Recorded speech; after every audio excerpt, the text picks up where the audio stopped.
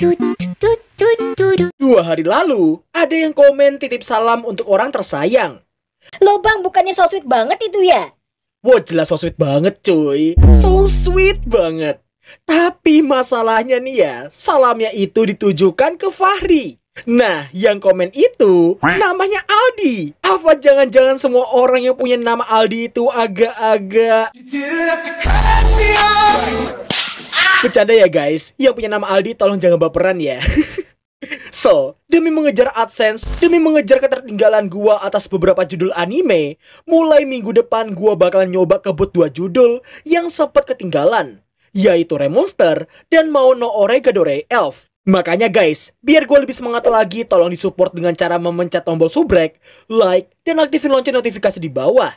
Dan kalau mau support lebih, kalian bisa join membership gocengannya WAM 2, karena Remonster sepertinya bakal gua upload secara premier. Nah, kalian bisa tuh di sana nanti ya, war stiker di live chat. Oke lah, biar gak kelamaan lagi keburu es mie gelas rasa gula batu kalian memanas, mending kita mulai aja. Windbreaker episode ke-5 sampai ke-6.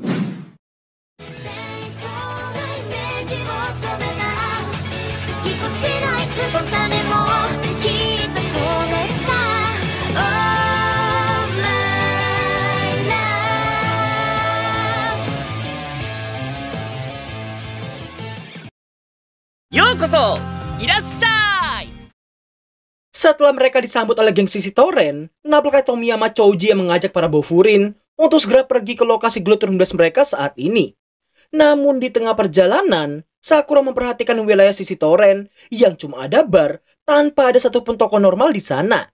Nirei pun menjelaskan bahwa wilayah Sisi Toren merupakan distrik bar terbesar di wilayah tersebut.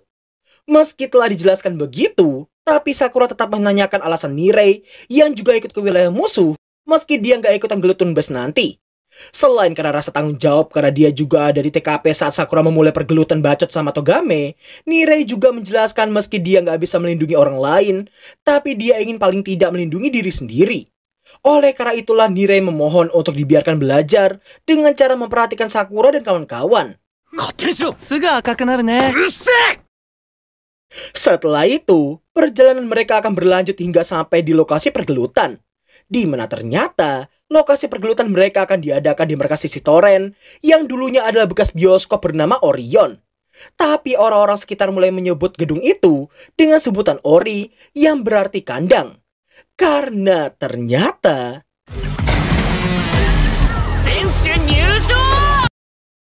ngelihat si Nirei yang gemetar ketakutan, Sakura memintanya untuk melihat ke depan karena tadi dia mengaku ingin belajar dari pergelutan mereka nanti.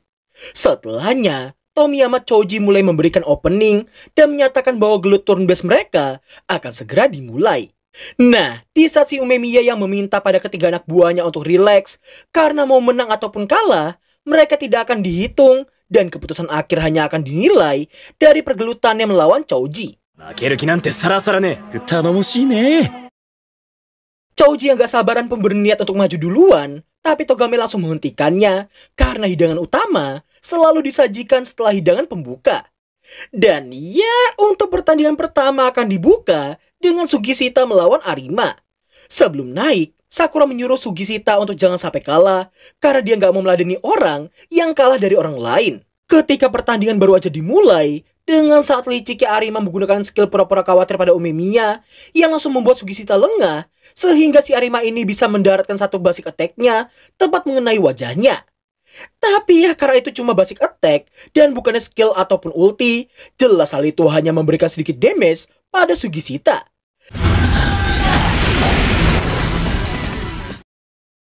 Semua member Sisi Toren yang melihat hal itu pun hanya bisa terdiam, seolah-olah tidak percaya dengan apa yang baru aja terjadi. Togame sendiri tak luput dari rasa terkejut, sekaligus rasa kecewa terhadap anak buahnya sendiri. Yang mungkin dalam benaknya saat ini, dia ngomong kayak gini. Udah skill satunya cuma nipu lawan, bukan yang ulti malah basic attack doang. Emang gue... Setelah dinyatakan sebagai pemenangnya, Sugishita langsung disambut oleh Umemiya dan yang lainnya. Berbeda halnya dengan Nirei yang terkesan dengan daya tahan si Sugishita, Sakura sama sekali nggak kaget dengan hal itu. Karena dia sendiri telah mengetahuinya dari pergelutan mereka sebelumnya. Gak lama setelahnya, Chouji menyuruh 2 anak buahnya untuk mengangkat Arima keluar dari atas panggung. Merasa tubuh Arima cukup berat, dengan sangat kejamnya kedua anak buah Choji langsung melemparkannya ke bawah begitu aja. Melihat dan mendengar tindakan serta hinaan kedua orang ini terhadap rekannya sendiri, Sakura pun sangat muak dan mengejek mereka di saat itu juga. Ejekan itu juga disupport oleh Sisuo yang membuat kedua orang tadi amuk-amukan dalam seketika. Next round, pergelutan antara si bencong Kanuma melawan Suo. Sebelum dimulai, Suo mengaku termotivasi dengan ucapan Sakura yang pengen memanjat puncak Bofurin. Setelah mengakui betapa kerennya si Sakura, Suo terlihat naik ke atas panggung untuk berhadapan dengan si bencong. Di saat Sakura yang menanyakan data Suo pada Nirei, di sini kita akan mengetahui bahwa ternyata Suo tidak memiliki data valid, selain dia adalah orang yang sangat kuat dan juga misterius. Hiragi dan Umemiya sendiri juga nggak tahu banyak, selain Suo adalah orang baik yang sangat kuat. Sementara itu, nampaknya Suo yang memprovokasi Kanuma yang pengen balas dendam atas kekalahannya Arima tadi. Setelah dirasa konyol oleh si Suo, rupa-rupanya si Arima tadi adalah teman masa kecil bahkan dianggap saudara oleh si Kanuma. Di lain sisi, Sakura meragukan ucapan Hiragi dan Umemiya sebelumnya. Karena baginya, tatapan Suo saat ini tidak terlihat seperti orang baik sama sekali.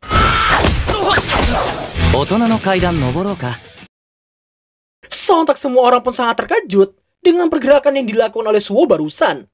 Setelah Suo mengajak Kanuma untuk menaiki tangga kedewasaan bersama-sama, Kanuma yang belum menyadari perbedaan kekuatan di antara mereka pun memutuskan untuk mempercepat pukulannya sebelum Suo bisa menghindar. Namun sayangnya, setiap serangan Kanuma berhasil dimentahkan olehnya, sehingga membuat si Kanuma ini seolah-olah terjatuh dengan sendirinya. Setelah Suo bertanya apa yang diperlukan untuk menaiki tangga kedewasaan, Kanuma yang gak paham pun malah amuk-amukan, tapi tetap diperlakukan sama oleh si Suo. Member sisi Toren yang menonton pun merasa kesal dengan Kanuma karena serangannya itu gak ada yang kena sama sekali. Di saat Umemiya yang masih menyebut Suo sebagai orang baik overpower, Sakura justru merasa sebaliknya. Skill yang dipakai oleh Suo tadi adalah skill yang sangat jahat, melainkan sebuah skill yang hanya ditujukan untuk mempermalukan lawan tandingnya doang. Sakura juga membayangkan jika dia jadi Kanuma, Suren adalah pilihan terbaiknya. Mau berapa kali pun Kanuma mencobanya, tapi sayang semua serangannya berhasil dimentahkan terus-menerus. Di tengah Kanuma yang membayangkan jika dirinya kalah maka nasibnya akan sama seperti Sarwatari yang digebrak sama si Togame sebelumnya, dirinya yang gak mau sampai hal itu terjadi pun kembali mencoba menyerang si Suo.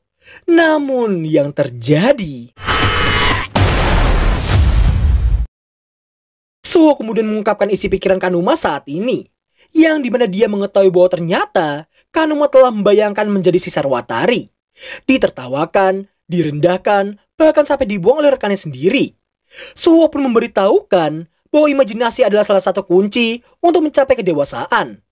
Di tengah Kanuma yang sangat-sangat ketakutan dengan Suo yang baru aja mengatakan, kunci lain untuk mencapai kedewasaan ialah membuat imajinasi itu menjadi kenyataan. Namun sebelum bisa mengeluarkan ultinya, secara tiba-tiba Togame menghentikan pertandingan mereka dan meminta Suo untuk segera turun dari panggung. Karena dengan Kanuma yang terus-menerus menjadi mainan bagi si Suo, si bencong itu hanya akan mempermalukan nama baik si Toren doang. Tapi Togame langsung meralat ucapannya barusan karena merasa Kanuma sudah bukan bagian dari sisi Toren lagi. Sembari melenggang pergi dari sana, Suo menasihati Kanuma dengan memberitahukan kunci lain untuk mencapai kedewasaan itu ialah memahami dan berempati dengan perasaan orang lain.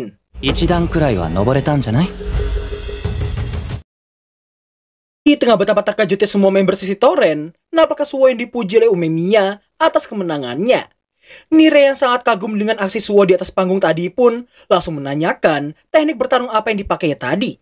Meski tadi Suo seperti menggunakan teknik bela diri Taichi, namun Suo mengaku dia diajari oleh senseinya yang katanya belajar sendiri. Makanya gerakannya tadi agak nyampur aduk antara kungfu, Taichi, dan juga taekwondo. Si anjir gua setau gini. Meski ngerasa aneh, tapi Nirei tetap mencatatnya. Terkhususnya karena si Suo yang tadi katanya belajar dari seorang sepuh.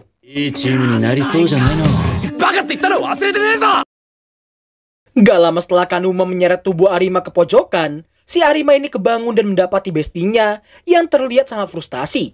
Dia bisa langsung tahu bahwa Kanuma juga kalah sepertinya. Next round, Pergelutan turun base babak ketiga ini awalnya pengen diambil sama Sakura.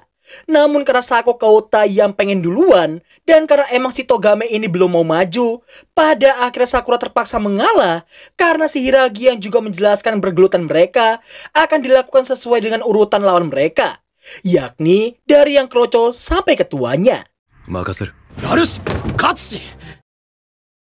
Dan pada akhirnya, ronde ketiga antara Hiragi Touma sang 4 kaisar Bofurin melawan Sako Kouta si kroco overpower akan segera dimulai. Tapi sebelum itu, dengan sangat percaya dirinya si Hiragi ini mengatakan dia akan menang.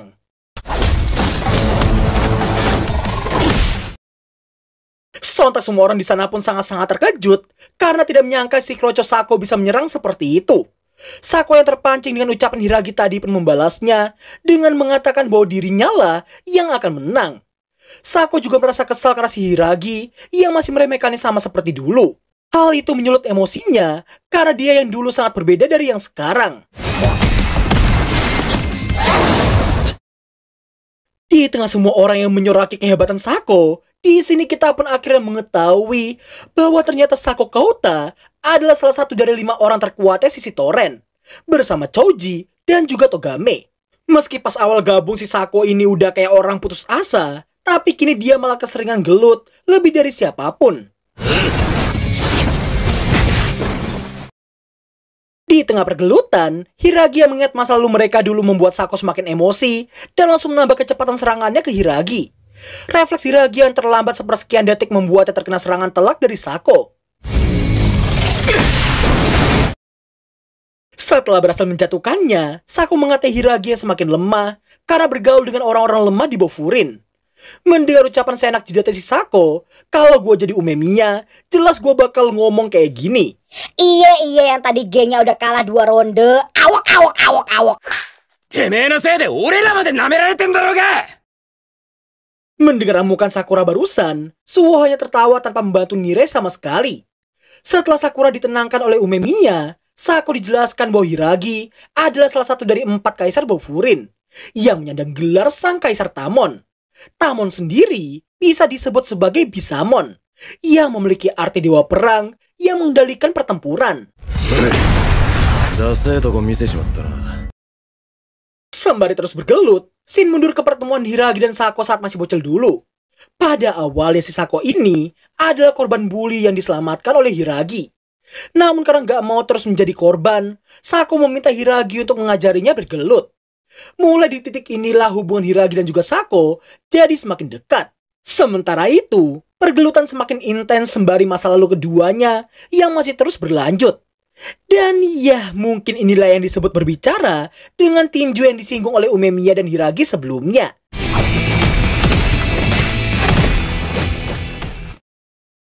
Berbeda halnya dengan semangat Choji yang membara melihat pergelutan Hiragi dan juga Sako, Togame justru merasa pergelutan mereka kini berubah ke arah Hiragi yang berhasil mendominasi. Shin kembali ke flashback-an. Apakah Sako yang sedang diajari dasar-dasar dari dunia pergelutan. Dan seiring dengan berjalannya waktu, meski Hiragi nggak pernah membentuk kelompok sama sekali, tapi dengan sendirinya banyak orang yang mulai mengikutinya. Meski awalnya Sako sangat menghormati dan juga mengagumi Hiragi, namun semua itu hancur saat Hiragi yang sudah lulus SMP. Sako yang tadinya mengira Hiragi akan masuk Bofurin untuk mencapai puncak, bahkan sampai membuat Sako juga pengen masuk ke sana di tahun depan nanti. Sayangnya di sini Hiragi mengaku akan menjadi bawahan seseorang bernama Umemiya. Hiragi juga menambahkan supaya Sako tidak mengikutinya lagi dan lebih baik memilih jalan yang dia inginkan saja. Sako merasa kecewa dan frustasi kala itu pun langsung melampiaskannya dengan terus bergelut tanpa henti. Choji dan Togame yang saat itu merasa Sako memiliki potensi top global pergelutan, langsung merekrutnya buat join ke Sisi Toren. Sako yang memang hanya mencari orang-orang kuat pun tanpa pikir panjang langsung menerimanya begitu aja. Shin kembali ke pergelutan. Apakah Sako yang mempertaruhkan segalanya untuk serangan terakhirnya? Namun sayangnya,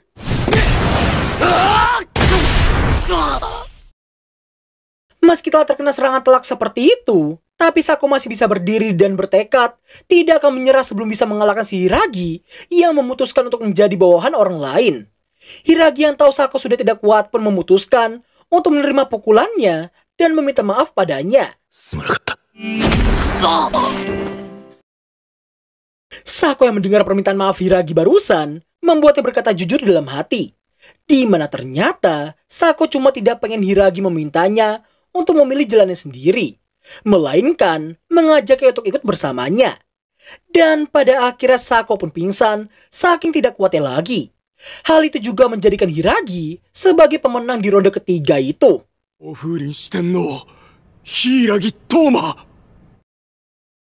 Beda halnya dengan Choji yang B aja, Togame agak kesal pun nyuruh siapapun anak buahnya untuk memindahkan Sako dari sana.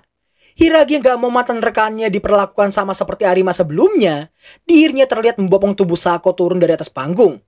Setelah Togame berterima kasih padanya, Togame yang mau melepas jaket sisi toren yang dikenakan oleh Sako langsung dihentikan oleh si Hiragi.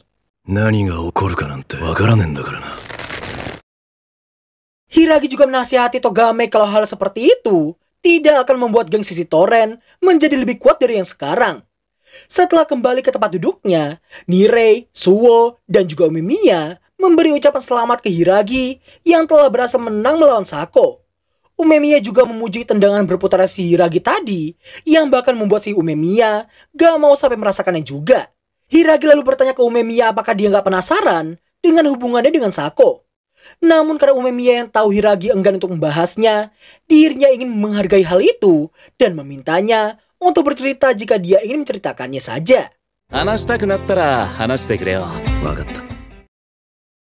Dan berakhirlah alur cerita anime Windbreaker episode kelima sampai ke-6.